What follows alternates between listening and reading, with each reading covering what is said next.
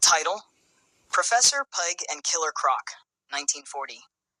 Gotham City, in the year 1940, was a place where darkness loomed around every corner, and new threats emerged almost daily. In the heart of this city's madness, two notorious villains formed an unholy alliance that would send shockwaves through the criminal underworld.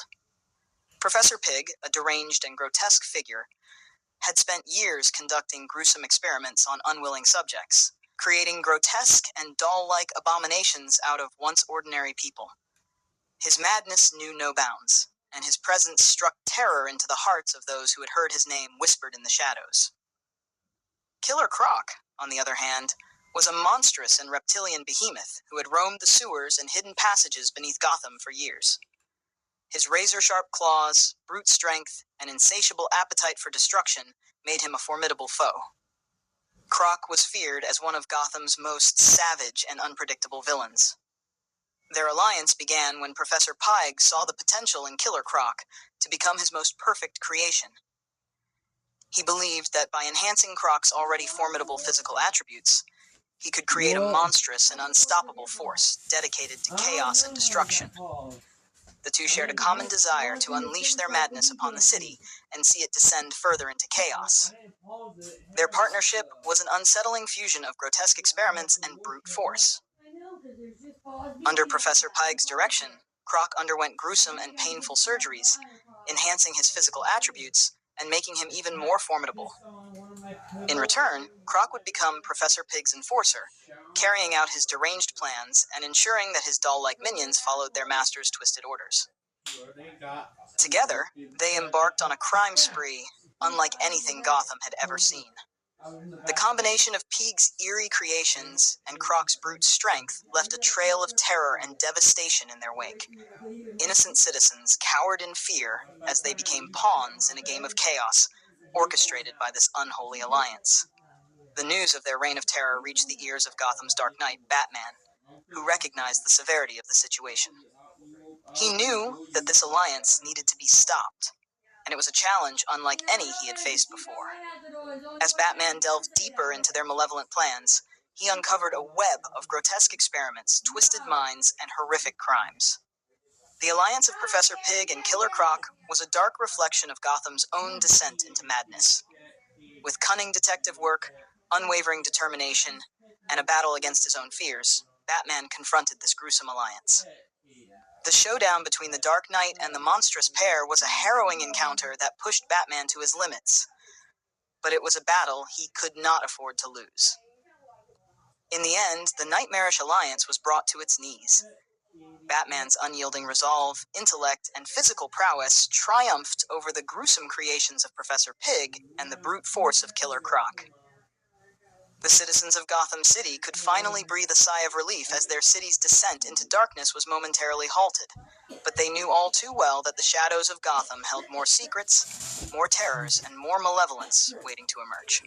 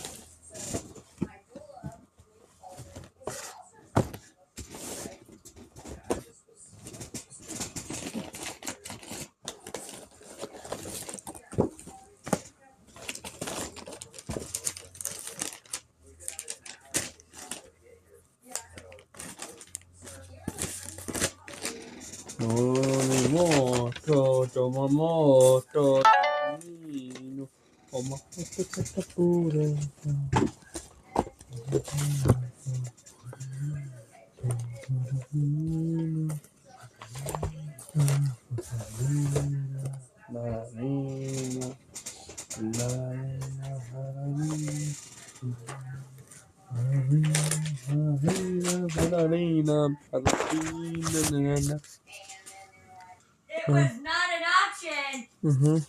Part 1, The Penguin, 1940. 1940. In the dark alleys of Gotham City, a new figure had emerged in the criminal underworld. Oswald Cobblepot, a portly man with a sharp wit and a penchant for fancy umbrellas, had carved his own path to power. Known as the Penguin, Cobblepot's ambition knew no bounds.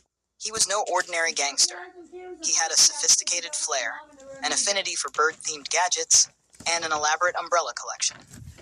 The Penguin had a vision of rising to the top of Gotham's criminal hierarchy, and he would stop at nothing to achieve his goal. Cobblepot's criminal empire grew steadily as he used his connections and resources to expand his influence. He ran illegal casinos, manipulated politicians, and maintained a network of informants who kept him one step ahead of the law. The Penguin's gang, aptly known as the Iceberg Lounge, was a formidable force in Gotham, causing chaos and fear in equal measure. Part 2. Gotham City, 1940. Gotham City in 1940 was a sprawling metropolis plagued by a surge of crime and corruption.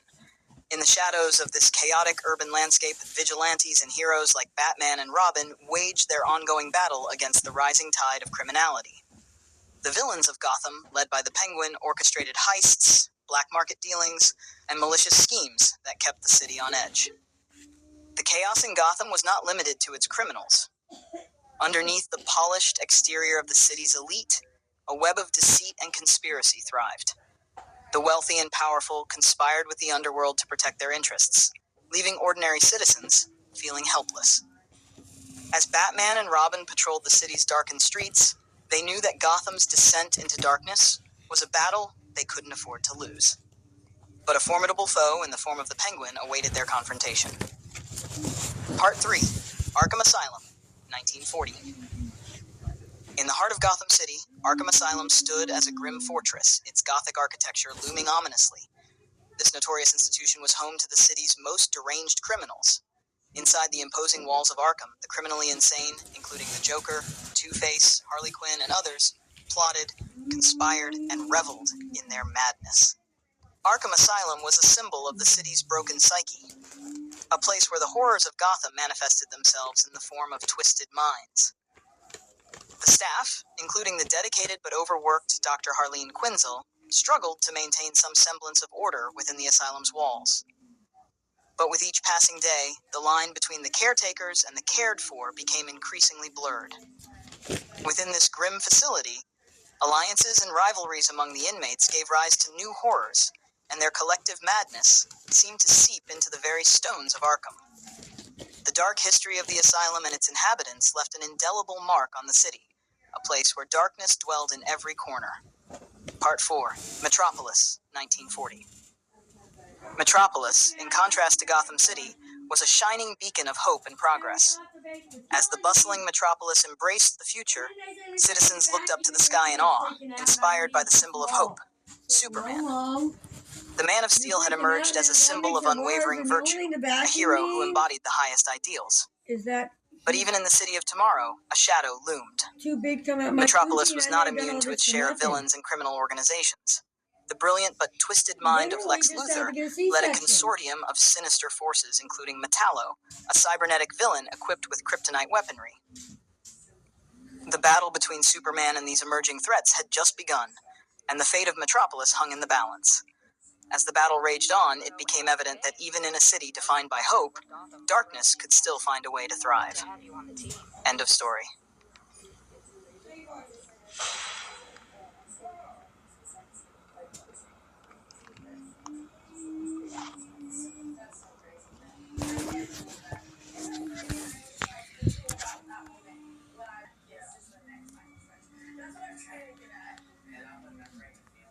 Gotham Stories, 7th Century BC, Part 1, 700 BC. In the ancient city of Gotham, long before it became the sprawling urban maze of the future, a dark shadow loomed over its history. This shadow took form in the guise of a hooded figure, the early harbinger of chaos. Known as the Jester, he wore a twisted grin and inspired fear and laughter in equal measure. The Jester's penchant for cruelty was a blight on Gotham's history, and he reveled in the chaos he sowed. As the Jester's reign of terror grew, the people of ancient Gotham cried out for a savior, someone who could stand against this malevolent force. It was during these dire times that a figure known as the Bat emerged. Dressed in a dark cowl and armed with primitive, yet effective gadgets, the Bat became the symbol of hope for the city. A silent guardian of justice, he thwarted the Jester's schemes, slowly peeling away the layers of the enigmatic villain's plot. The Bat's arrival did not go unnoticed by the Jester. Fueled by an obsession with chaos and a desire to test the Bat's limits, the Jester began plotting a larger, more malevolent scheme. He knew that to break the Bat, he needed to enlist the aid of an even more sinister force. In the heart of ancient Gotham, another figure cast a shadow almost as dark as the Jester's. Ra's al Ghul, the ancient and immortal mastermind, had long held sway over the city's underworld. His ambition and desire for power knew no bounds.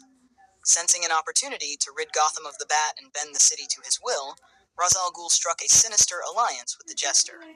Together, they devised a plan to crush the Bat, flooding the city with a debilitating toxin.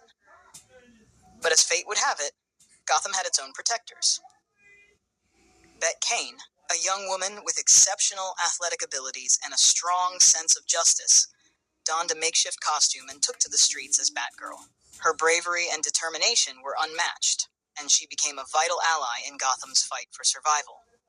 At the same time, another heroine emerged. Kathy Kane, a wealthy and influential woman, felt the city's plight deeply. In a crimson cape and mask, she took on the mantle of Batwoman, standing shoulder to shoulder with the Bat, Batgirl, and Gotham's citizens.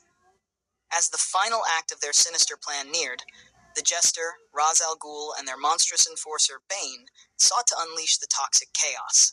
But Gotham's heroes, united in their determination, were prepared for the ultimate battle. In a conflict of epic proportions, the fate of ancient Gotham hung in the balance. This tale of heroes and villains, which began in the distant past, would echo through the ages, for Gotham's history was eternally intertwined with those who took up the mantle of the Bat. To be continued.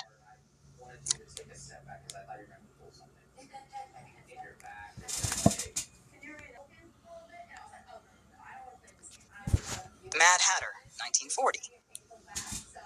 Amidst the twisting alleyways and ancient architecture of Gotham City, a new enigma was brewing in the year 1940. It was the arrival of Jervis Tetch, a seemingly mild-mannered inventor and a haberdasher by trade. His fascination with hats extended far beyond mere fashion. It delved into the realms of the bizarre and unsettling. Jervis had always possessed an unyielding fascination with headwear. The world might have regarded him as just a peculiar hat maker if it weren't for his peculiar obsession, mind control. Beneath his unassuming exterior, Jervis Tetch had a mind both brilliant and troubled. His interest in hypnosis and neurology grew darker with each passing day. The objects of his obsession gradually shifted from stylish hats to mind-altering headgear. In a hidden basement beneath his quaint haberdashery, Jervis tinkered and toiled, crafting headgear infused with diabolical technology. Each hat was a unique creation, designed to exert control over the thoughts and actions of its wearer. In his own mind, he envisioned himself as the Mad Hatter, a character plucked from the pages of Lewis Carroll's fantastical stories. However, it was not until Jervis Tetch put his mind-controlling inventions to sinister use that he truly earned the moniker Mad Hatter. His escalating criminal activities, often involving elaborate schemes to use his hypnotic hats on innocent victims, quickly drew the attention of the Dark Knight himself, Batman. As the Batman delved into the twisted world of the Mad Hatter, he uncovered a series of perplexing crimes that pointed to the haberdasher's involvement. In their first confrontation, the Mad Hatter used his hypnotic headgear to ensnare Batman's mind, subjecting the Caped Crusader to his control. A cunning duel of wills unfolded, and Batman's indomitable spirit ultimately broke free from the Hatter's nefarious influence. The Batman was relentless in his pursuit of the Mad Hatter, determined to put an end to his sinister mind control plots. He was aided by the intrepid Batgirl, a new ally in Gotham's fight against crime. Together, they confronted the Mad Hatter in a final showdown, a climactic battle of wits and willpower. Your mom did. Surrounded by an array of hypnotic hats, Batman and Batgirl fought to break Jervis Tett's control over a group of innocent civilians. The conflict came to a head when Batman used his own inner strength to shatter the Mad Hatter's illusionary world. The hypnotic spell was broken, and the citizens of Gotham were freed from Tetch's malevolent grasp. Jervis Tetch, the Mad Hatter, was ultimately apprehended and incarcerated in Arkham Asylum, joining the pantheon of Gotham's most notorious villains. Gotham City's history was riddled with the emergence of the Mad Hatter, a man whose fascination with headwear gave rise to a unique brand of madness and crime. In this era of caped crusaders, another peculiar figure had left his indelible mark on the city's dark tapestry. To be continued.